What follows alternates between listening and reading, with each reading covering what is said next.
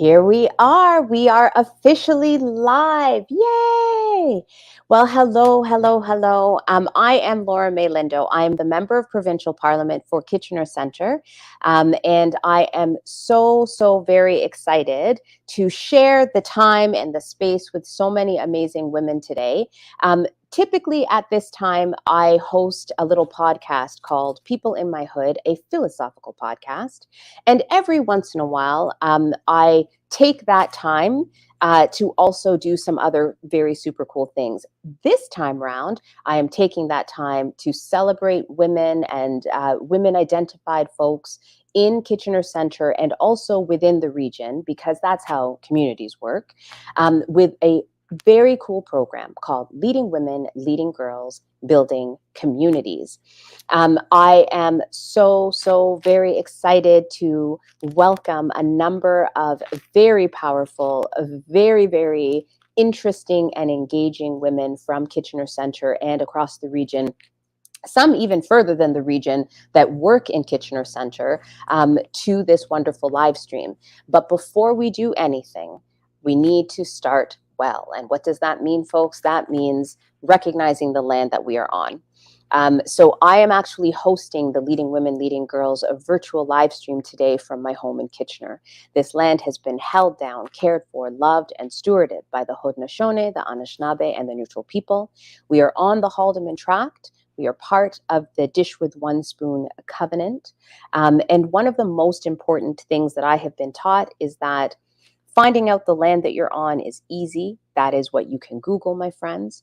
What we really need to do if we want to take a land acknowledgement and move it into a place of reconciliation is to think seriously about the connection between hosting or engaging in a conversation on stolen land and the conversation that you're about to have. And in this particular moment, the conversation that we are about to have is a celebration of women leaders, women identified leaders. And when I think about the kinds of discussions that I've had with Indigenous community members here in Waterloo Region in particular, I'm often told about the power of women within Indigenous communities. They are the holders of knowledge and history. They are the fighters for their cultures, for their communities, for their babies. They are at the forefront of a lot of the changes that we are asking for in community. And yet, they do so from a place of humility. They do so from a space of grace. And in that space of grace and humility, we often think that leadership can go unrecognized because the goal is to make the change. And I actually think that what we also can do as allies to that broader cause is spend some time recognizing the folks that are holding it down in that way with such humility and grace. The ones that don't ask for the recognitions are the ones that I hope, from my own vantage point as the member of Provincial Parliament in Kitchener Centre, I can actually bring to the forefront every once in a while and say, look at what they're doing behind the scenes to make this world a better place. And so thank you to Indigenous leaders and Indigenous women and knowledge keepers that are holding all of this down for us. And thank you to the women that are joining me today. And to the women that were nominated that I'm going to recognize that weren't able to make it. So enough of that. I'm going to get started in this way. Now, Shailene is in the back end, so I'm just going to say shout out to Shailene. I'm going to say a big shout out to Julie, who's been helping us as well in the back end. And I have a question for you, Shailene, because I should have asked this before we went live, but hey, it's live, so I'm just going to ask all my questions and nobody can do anything about it because here we are.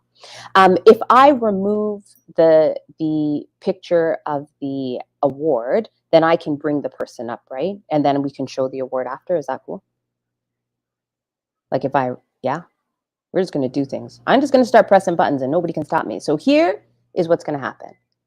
I'm removing that and I am bringing up Suzanne. Yay! Okay, so folks, here's what's going on. I'm messing with the program. I promise. I made a plan. I changed the plan. That's how I roll. So here we go. The first recipient of the Leading Women, Leading Girls Award is Suzanne Diachek, who is a volunteer at Campus Refugee Center. Suzanne, I know this is really awkward because it's like the weirdest thing when somebody just sort of talks about you right in front of you, but there were a couple things that happened in the nomination that I received that I really, really, really wanted to highlight because I got excited. Okay. And so here's some of them, some of the wonderful things that people are saying about you. So Campus Refugee Center promotes health and well-being through education, community service, research, right? You're advocates for social environmental justice. And this particular award also, supports new projects. So if there's women in the world that are sort of starting new things or launching new things or leading new things, those are the kinds of things that we're looking for the recipients of this award. But what struck me when I was reading your nomination was this, and this is a quote: Suzanne does everything she can to help us be a stronger and better organization, raising funds, answering phones, editing volunteer documents and manuals, rallying her friends and creating connections and helping us live better into our values. And I just wanted to pause there because I often talk to folks about ways that you can use your sphere of influence, mobilize your sphere of influence to do this work. And when I read that in your nomination, I thought you are literally a supreme example of just that. Like, you've gone into this volunteer space, and you're learning all sorts of things. And I'm seeing that there's like 69 different countries represented amongst the people that you support at Compass. Yeah. And you are using everything that you have at your disposal to make sure that they are secure and safe and supported to the best of your ability. And for that, I just want to say thank you. Thank you so much for doing that, and bringing that kind of energy and leadership into Kitchener Center. So I'm going to throw it over to you. If you want to say a few words, talk to us about how awesome you are, whatever you feel you need to do, over to you, Suzanne. Okay, thank you. I became involved with Compass just over 3 years ago. I started off as a volunteer receptionist. So I would be in the office answering phones, welcoming people as they came in. And I really enjoyed that. But then, of course, like everything else, the pandemic hit. So all of a sudden I was out of a volunteer job. So I started doing some work virtually. So as you mentioned, helping out with the volunteer program. I have a background in volunteer management. So I spent some time with some of the staff members, just revamping the entire volunteer program, the manual, bringing everything up to date. And then over time, I've just helped out in any way I can because I believe so much in the work of the organization. The other thing I have to say about Compass is the staff treats their volunteers really well. So I've always felt valued, and that makes a big difference. And then to touch on what you were just saying about using my sort of sphere of influence, I really recognize that I come from a place of privilege. I live a very comfortable life in Kitchener, and in Canada, of course, recognizing what people go through in other countries. So it's really important to me to be able to share the advantages I have to try and help other people. So it's honestly, it's nothing fancy. It's stuff like organizing a bake sale. So a couple of years ago, my good friend and I, who lives in the neighborhood, we're doing a bake sale for Compass, and we thought, you know what, let's make it a big bake sale. So we rallied 20 people in the neighborhood to, and everybody, of course, was like so eager to help and keen to participate. And we sold out in less than an hour, and we raised $1,500 in less than an hour. So it's not just me; it's my community around me, my neighborhood, my neighbors, and it's really gratifying to be able to bring them into the work that I do for the organization as well. Oh, that is fantastic. I just want to say a very, very big thank you. And I'm going to see what happens here. Hold on. Yeah. Bear with me, folks. So here we are. And I go to this one. And there you are. So Beautiful. this is a copy of the scroll. It's like our digital version of the scroll. I promise, even to the folks from the past years that are waiting for their scrolls, we have just moved into our office and we are waiting patiently to have all of our printers set up.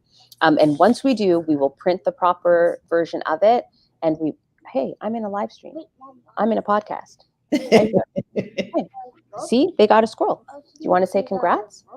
I love you too, bud. So we will be printing them out and sending them off to you, but I wanted folks to see that this is what you are receiving. And then here's something else that happened, which I probably should have warned people about, but you know, when you take chances when you come and hang out with me. in this live stream platform, StreamYard, they just added this new thing called background music. And so I think it's hilarious for me to have the scroll and our pictures, to press a button, randomly, of course, and then you and I can dance to the background music. So nobody else knew this was going to happen. Literally nobody knew. And I would like you to pick a number from 1 to 5. And then that's the music we'll dance to. Wow, no pressure. 4. No pressure. Number 4. Mm-hmm. Okay. For anybody who cares, this is called Into Space. And let's see if it actually, I don't know if you folks can actually hear it. Can you hear it? Yeah. Yeah?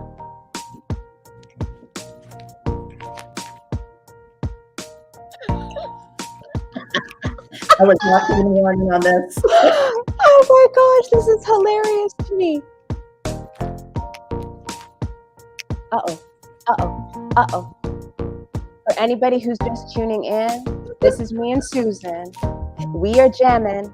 We are jamming because Susan is the first recipient of the 2022 Leading Women, Leading Girls, Building Communities Award. Yeah. Woo.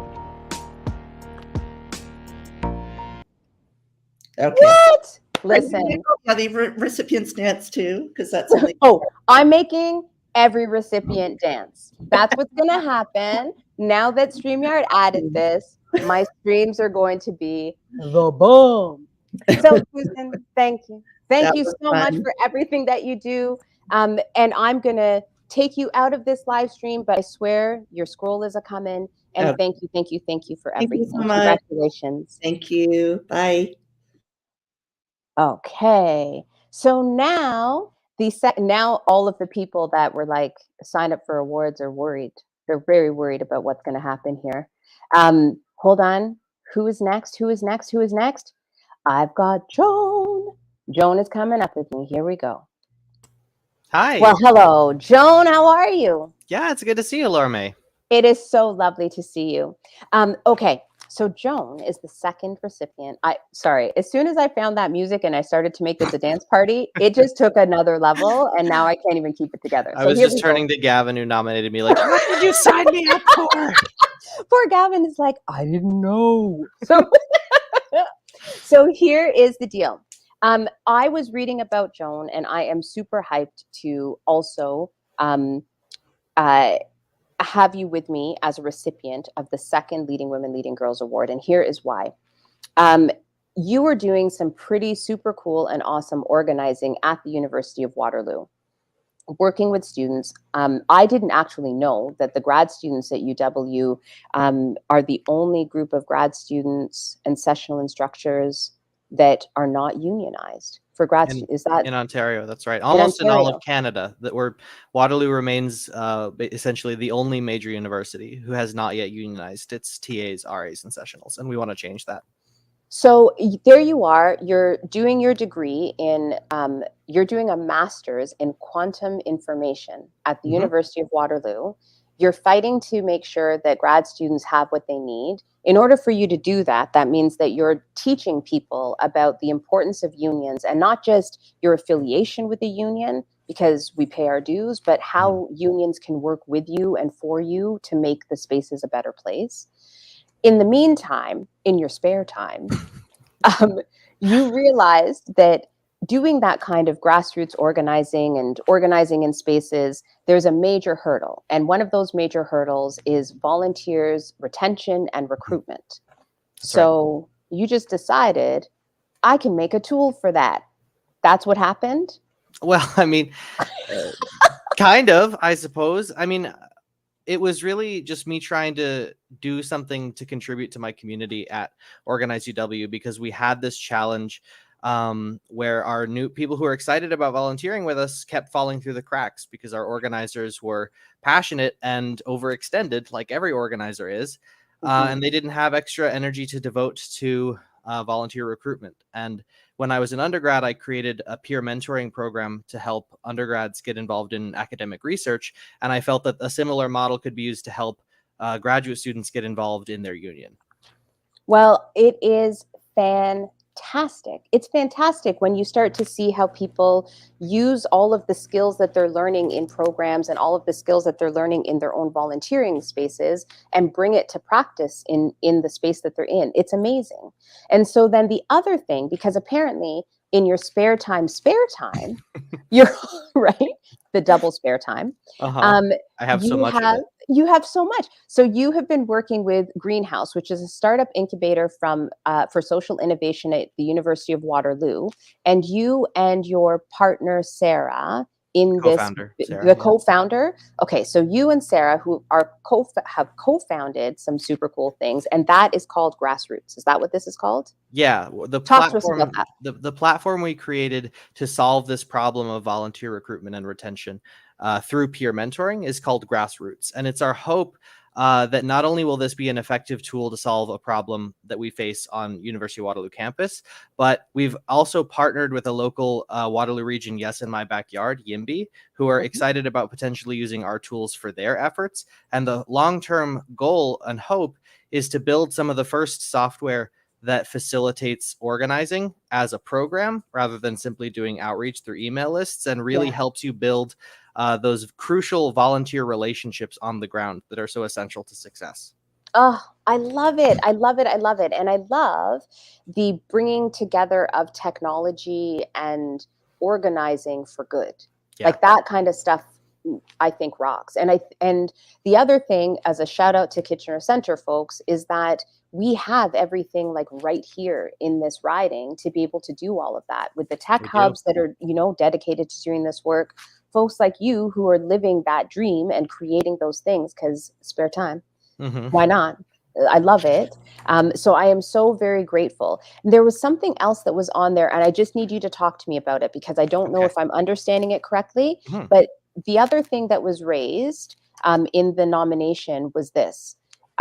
You're leading a project to design the first ever quantum ethics course at the University of Waterloo for grad students. That's right. What? Can you tell me about that?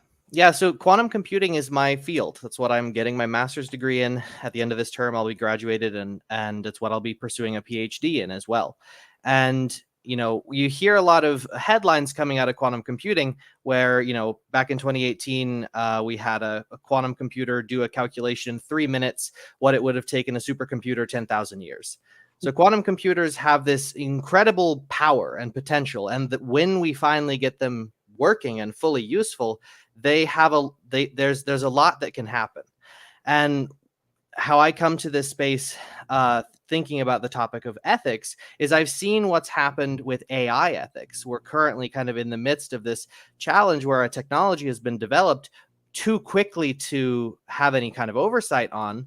And then now you see racist AI, or you see large scale algorithms perpetuating the inequalities that are already inherent to our society on a massive scale with no accountability. And my worry is that the day you switch on a quantum computer, you're just going to make that issue worse. And an added challenge is that because it is so difficult to help people understand what quantum computing is, because there's that high bar of entry, the quantum computing community tends to be a very small, kind of insular group, and it's very easy for companies to offer you a 6-figure salary and just kind of own every idea you ever produce. And so my worry is that that's not an environment where if you have this powerful device, you can ensure that it's actually being used for the benefit of all people and not just the interests who own the people, who all happen to be, cisgendered heterosexual white men, mostly. That's not an easy way that you can make sure that those benefits are felt by all people. Yeah. So that's why I wanted to try and do something here locally on the topic of quantum ethics. It's a conversation that's beginning to grow on the international stage. There are other groups, most notably in Sydney, that just got almost $1 million to work on this. Oh, wow. But what I'm interested in is getting the conversation started in my quantum computing community, because here at the IQC, the Institute for Quantum Computing, where I study, quantum ethics isn't being discussed at all. And the only reason I know anything about it is because I happen across a video on the internet. And if we're graduating students with master's degrees and PhDs in quantum computing, and they know nothing about ethics and the core kind of concern about making sure this technology actually works for people, that to me is a major oversight in terms of the program that we have here at the IQC. And that's what I want to change with the Quantum Ethics Project. Well, this is fantastic. So I'm going to see what happens when I add this. What? It's even on the right slide. Look, there you are. Okay, quick. Now I know I pick a number, 1 to 5. 2. 2. Oh, look at you. You're going with the dance pop. Okay, here we go. I don't even know what this is yet. There has to be a beat or else. Okay.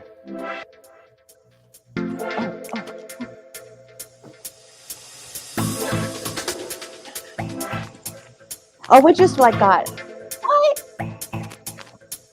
For those that are tuning in right now, this is our dance party because my second recipient just received the Leading Women, Leading Girls Building Communities Award. Oh, this one's like really rocking. I love this.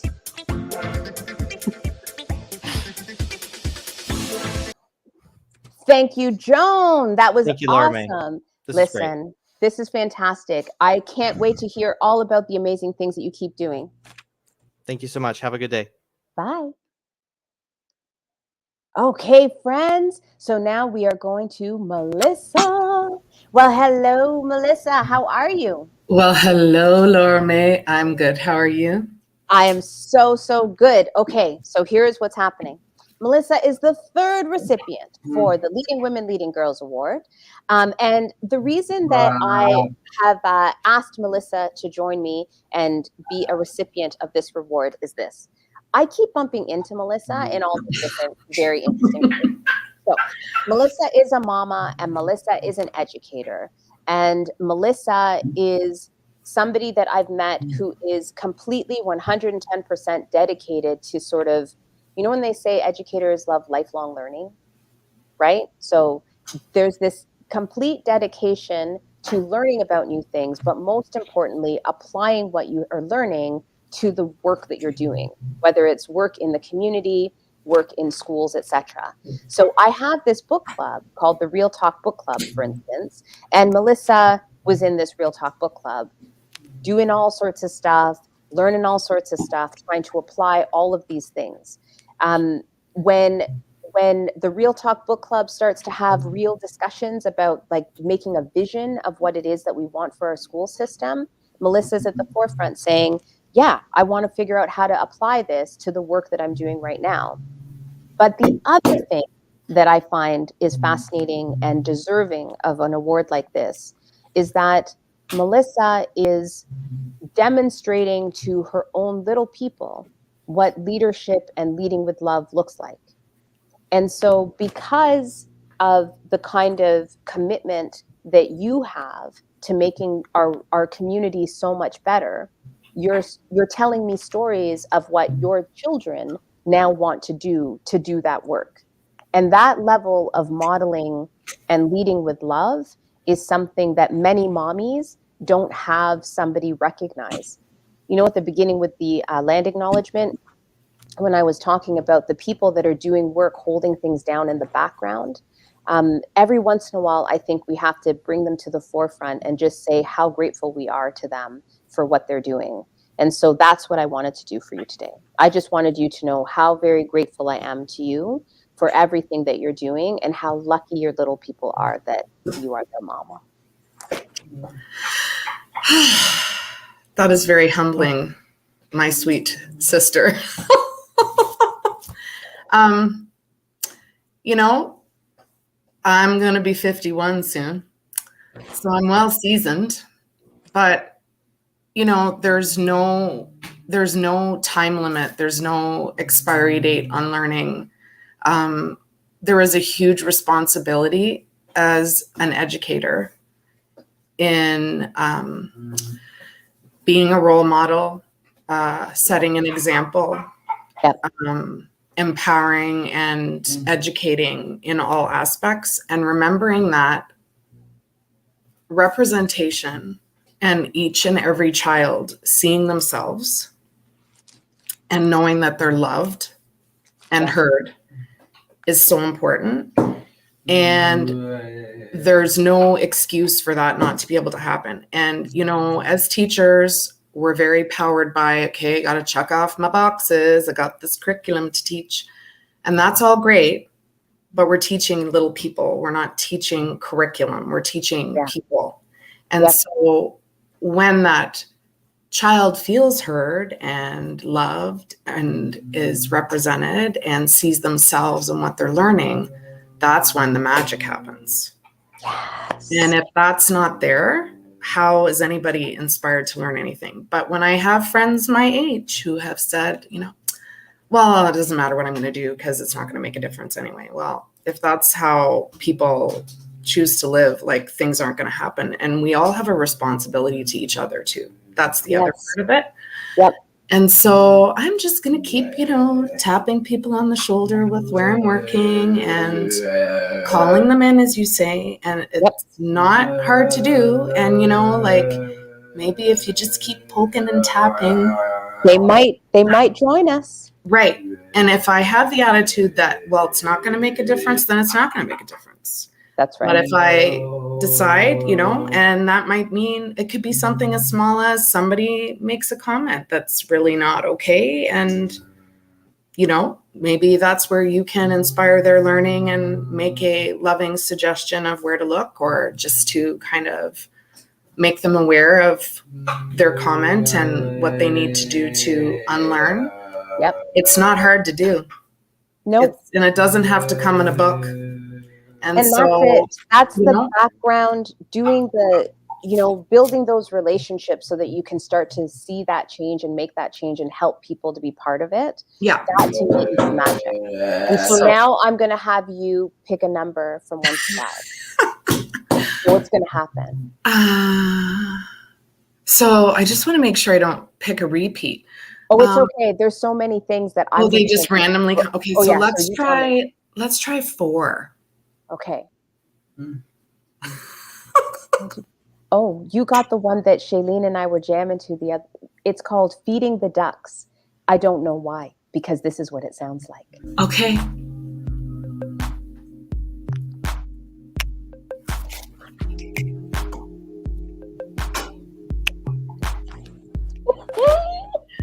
My kids would be calling me cringy right now, but you know, it doesn't matter. And Shailene and I, when we were dancing to it earlier, we started to feed the ducks, feed the ducks, feed the ducks. If you're tuning in now and you're wondering, what is MPP Lindo doing? I'm going to tell you. We're jamming to a song called Feeding the Ducks. You know why?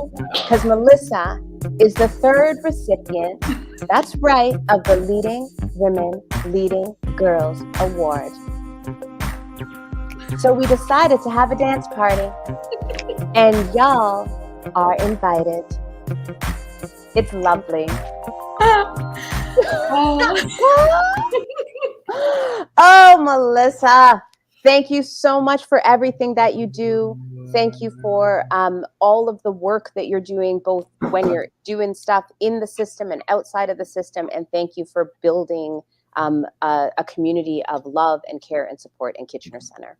And thank you for everything that you do to inspire me to be that person, because you're pretty darn special. So thank you. Oh, see you later, Melissa. See you later. Okay, folks. And now it's Marcia. Hello, Marcia. How are you? I'm good. Very good.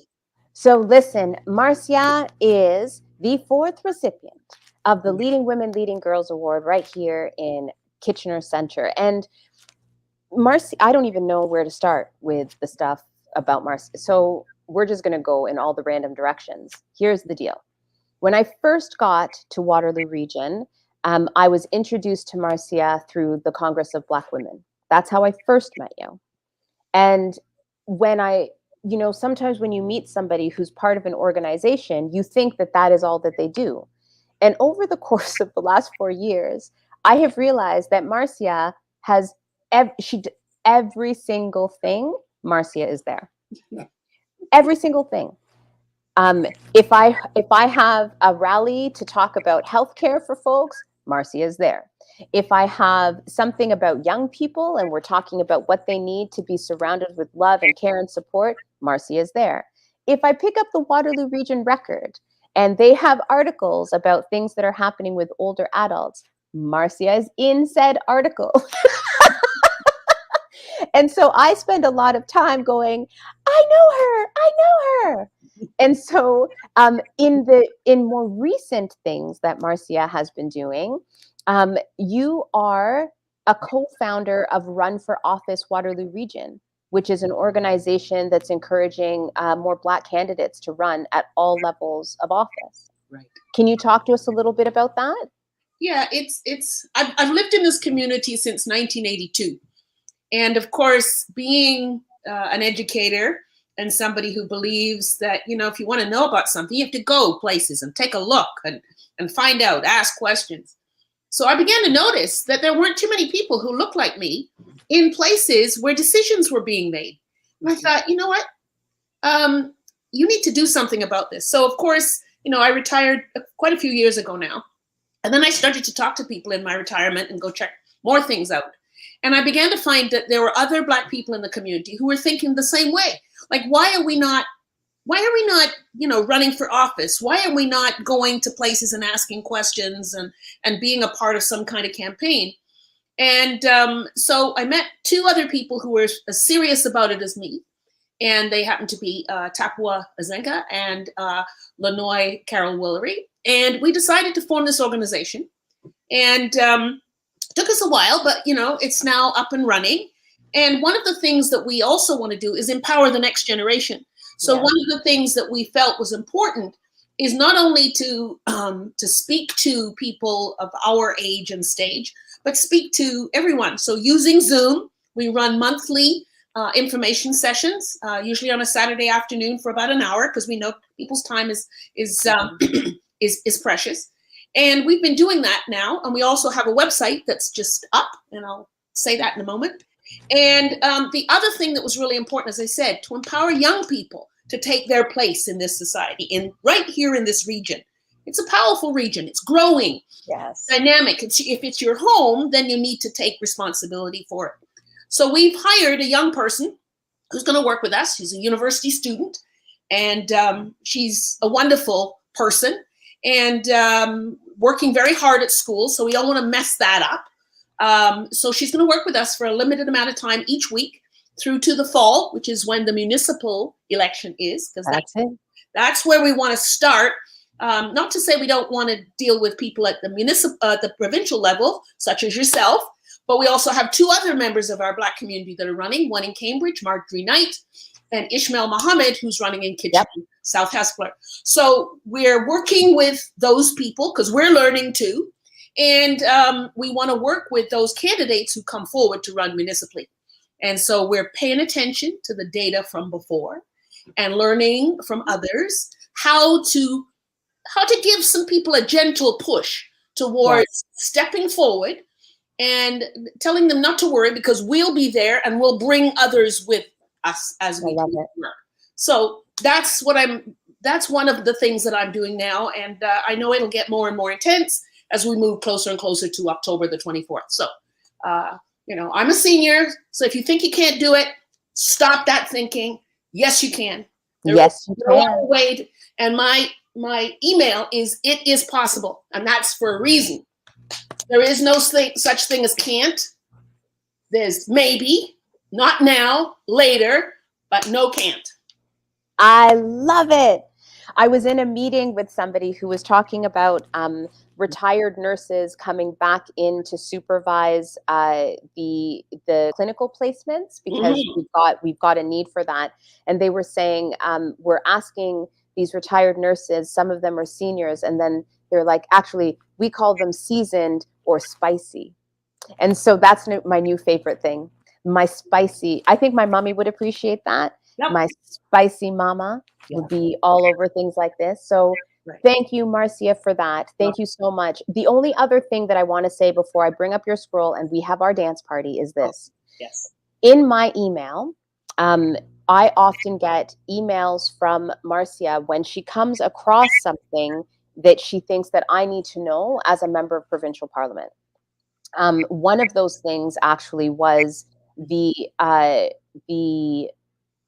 alternatives to long-term care and housing environmental scan that came out through the it was, tell me more about that actually, so that people know all the real things. What we need to recognize is that currently we have a model in Ontario where 60% of where of how the province takes care of elderly people is in institutions. In other parts of the world, that is not the case, especially in European countries. We need to stop thinking that everybody who is indeed having health challenges needs to end up in long-term care. We need to spend more time looking at trying to support families in place. And in other parts of the world, in actual fact, the resources go further when you do that. So why is it that we think that we must only do long-term care as some kind of institution? I mean, that's actually warehousing people. People don't want to be warehoused. I certainly didn't want to warehouse both my parents, and so I was able to be with them at the crucial times and to provide for them at the crucial time. But not everybody's able to do that. So as a society, I think we really need to look at it. Our demographics are moving in the direction that there will be more than 25% of this region's population who will be over 55 by 2030. So there'll be more senior people than there are children. We need to think about those things now. Don't wait. Be aware of them. I sit on a region-wide committee across the region that's made up of age-friendly groups from across the region, and I'm trying to be a part of that force that is making people aware. So we need to start to think about alternative ways of housing seniors, especially those who are vulnerable. And we all of us out there know how expensive it currently is, and there's got to be some other alternatives because not everybody has the resources to pay for those things. So yeah, that's what I'm trying to make you aware of in your position. I love it. It is possible. Anything that we want is possible. Right. So Marcia, pick a number from 1 to 5. 1. 1. You're going with acoustic cinematic. Okay. Hold on. Wait, I didn't put your thing up yet. Okay, there it is. All right. And now that is your scroll. And here we are with the acoustic cinematic.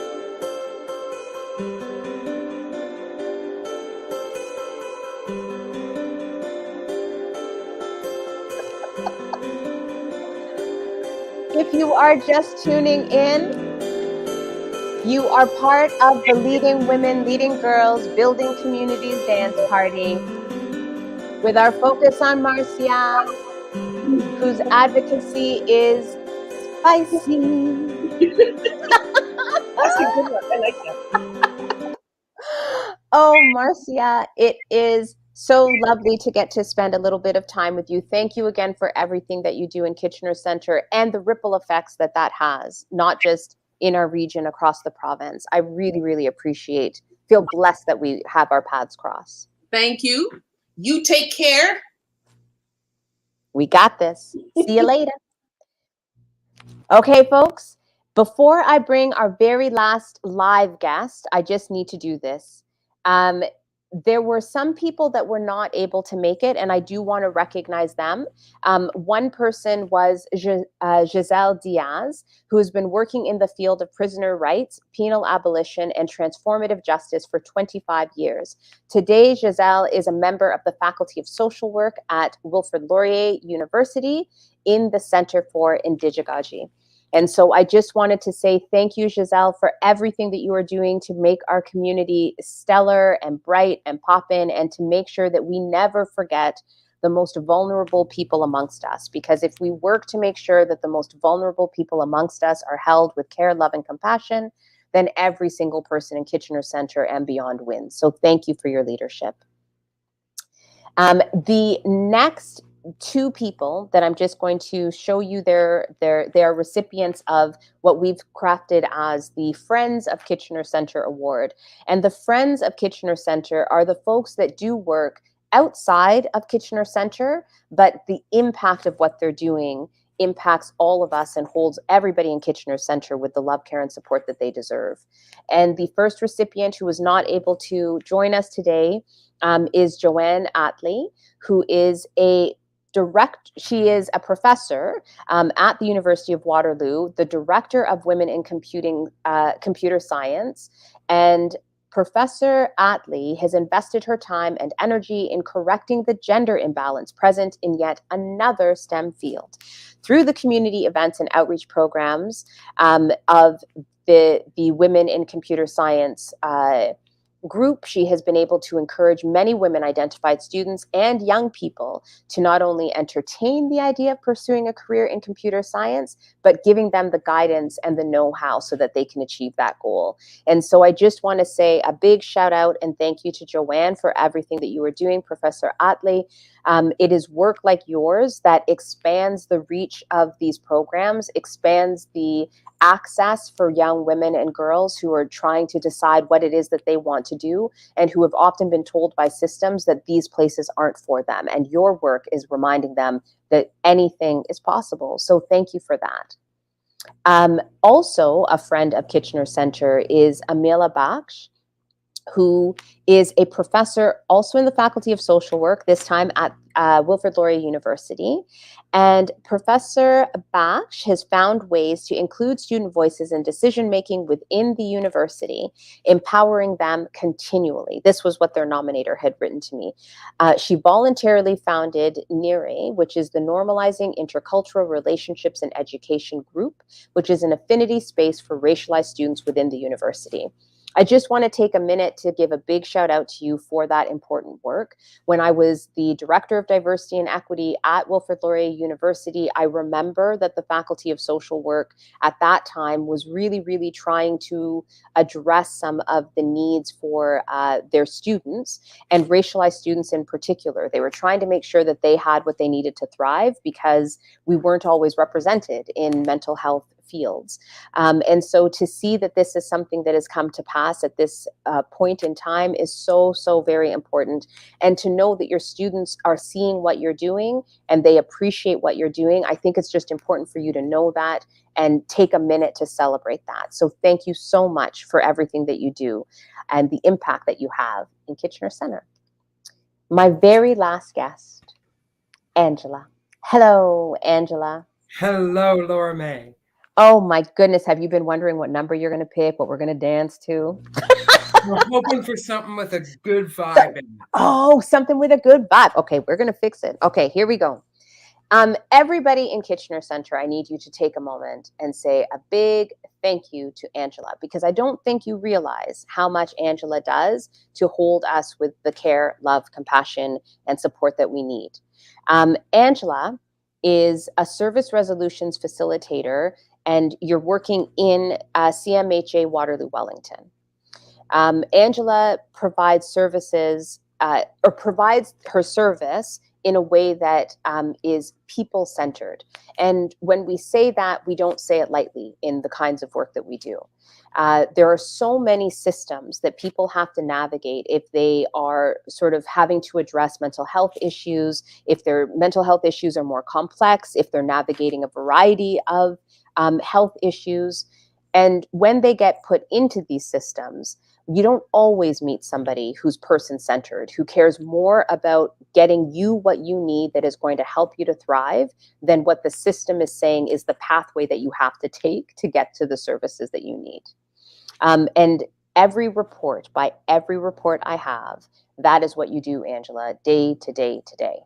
You sit inside this system and you say, you take a deep breath, You say the things that we're not allowed to say out loud. And then you say, here are some ways that we can navigate this. And that, to me, is so, so important. You assist multiple organizations in problem solving complex mental health and addictions issues, and you help people and their families find the correct services so that they can actually thrive and get what they need. The people of Kitchener Centre can count on Angela to be there for us, working inside the system, holding us with care, with love and compassion.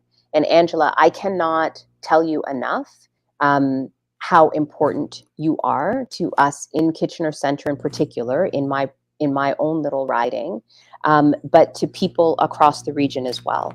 And so thank you for everything that you do.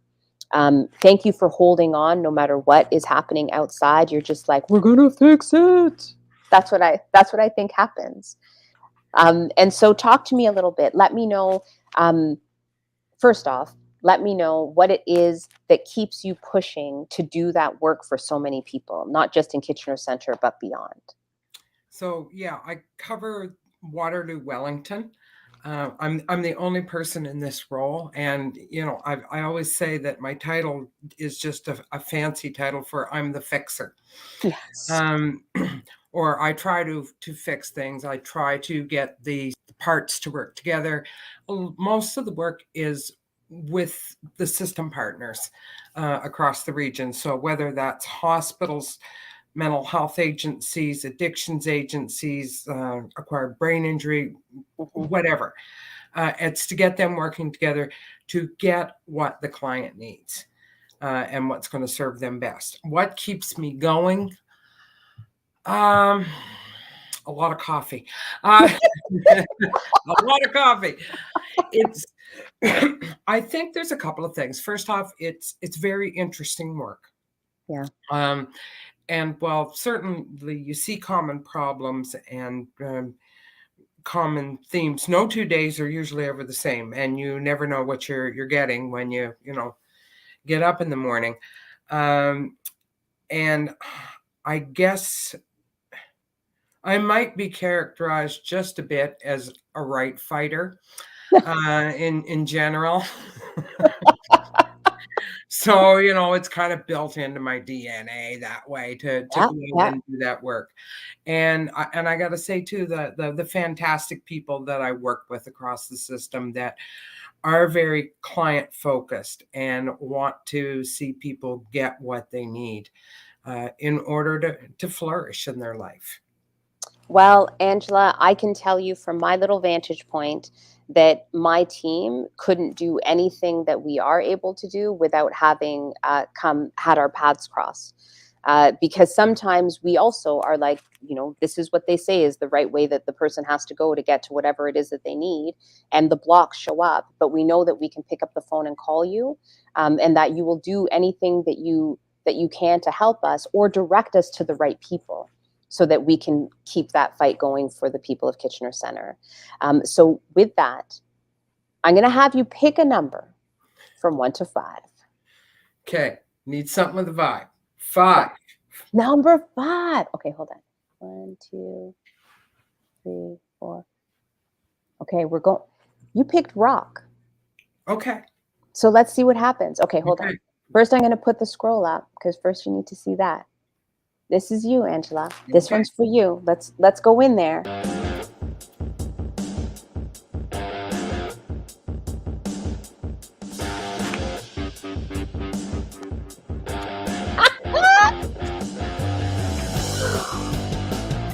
Oh! There we go.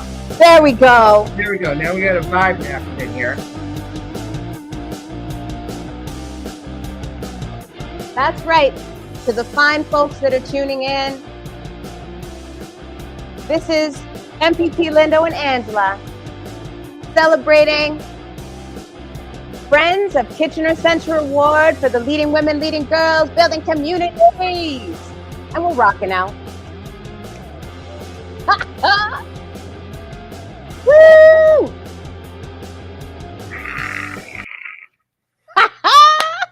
That is brilliant. My son is also rocking out. We were rocking out and it brought him here. So here he is. Say hi to the people. Hi.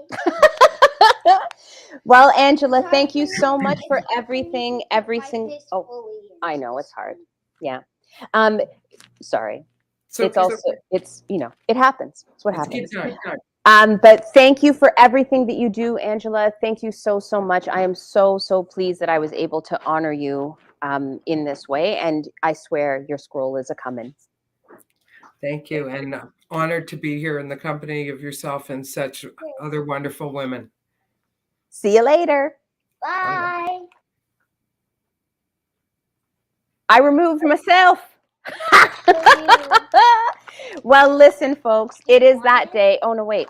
Because I just hosted this wonderful celebration, my son has given me an ice cream.